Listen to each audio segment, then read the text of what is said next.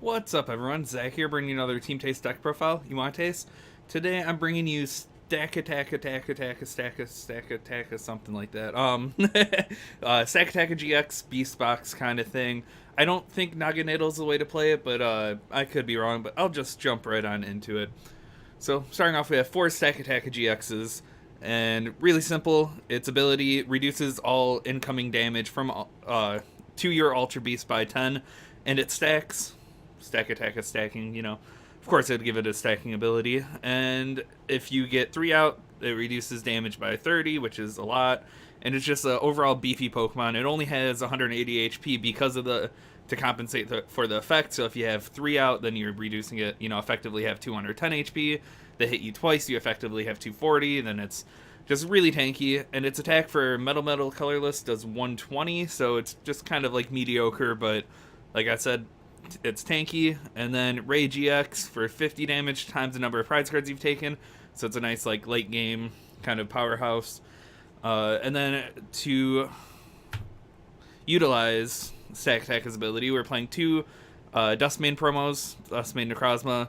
Really, we have it in here for the first attack. It does 60 to one of your opponent's Pokemon, or one of your opponent's EX or GXs for a metal. And it's great to set up the numbers, and there's almost no way an opponent comes and one-shots us on turn 1. Just really strong, really useful. That's why we play 2. You can kind of string your first 2 prizes along like that.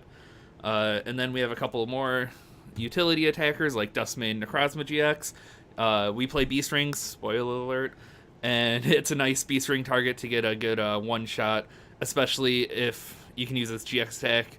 Sun's Eclipse GX for 250 with 3 energy, and then if they can't respawn the knockout with having Stakataka out, it's really tanky.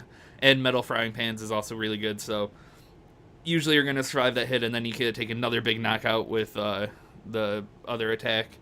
And then we also have Celestial GX in there for the fighting matchup. It resists fighting by 20, and it has a different weakness. It has a lightning weakness compared to the fire weakness. So it's really good, and yet again, 200 HP, so super tanky.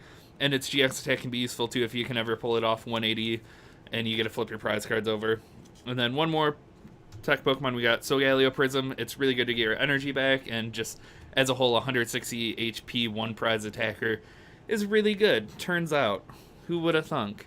And then we got 2 Tapu Leles. Usually you don't want to play them down, but necessary evil sometimes, and with that spicy reprint, they're going to be, more widespread for your availability. And I forgot. And then to find all these Pokemon, a perfect stadium to play with this, we have 3 Ultra Space Searcher deck for a Ultra Beast Pokemon and put it to your hand, so you can just find your Stakatakas just like that. We don't play Bridget because it's not really needed. So, really good, really nice synergy. And then for our supporters, we have 4 Sycamores. You want to be able to run through your deck, get what you need out. 2 Cynthias and 2 Ents for our draw support. And then we have 4 Guzma, which I think might be a little too much. We probably can cut down to 3, but you want to be Sycamoring, and so sometimes you just throw them away, and you need a couple Guzmas to seal out a game. And then we have 4 Ultra Balls, and then we're playing like a turbo kind of build. So we're playing 4 Elixirs and 4 Beast Rings, which is really heavy on the energy acceleration, but it's one of those I feel like this deck doesn't need that much to get running, so we don't really have any healing in here, which you could, take out some energy acceleration for, but I'm thinking this build's just pretty darn good right now. And then we're playing 4 Metal Frying Pans. You can take one out for like a Fighting Fury build. I don't think that would be bad, but you're just going to outlast your opponent, so the Metal Frying Pan is really good in a lot of situations. And then we also have 2 Float Stones, 2 Field Blowers, and then we have 1 Nest Ball and 1 Super Rod to get our energies back. Nest Ball probably could be a different spot, but it's kind of nice hitting it once in a while to Nest Ball for like your Solgaleo Prism. But usually Ultra Space can find what you need. You could even take that out for a 4th Ultra Space if you want, but I don't know. It's good either way. And then our energy line, we have 11... Whoops, I did that weird. We have 11 Metal Energies. You want to be able to hit the Elixirs and then we have 1 Beast Energy. Beast Energy synergizes really well, gives the little boost you need in some situations. But that's about it. Right now, this deck's been testing really well. Zork control can kind of out-heal it, which is one of our main issues, but against a deck like Zork, Lycanroc, you can kind of finagle your way into outlasting them. A big thing to do against Zork decks is you can actually, if you can keep your Dustmane Necrozma off the field until your Beast Ring turn, you can play it down, play 2 Beast Rings to it, and then take a Sun's Eclipse knockout, and then they hit into it, and if they only won't be able to one-shot it the next turn, you can attach another energy and use its big Steel Tempest knockout or something along those lines for the 210 or 220.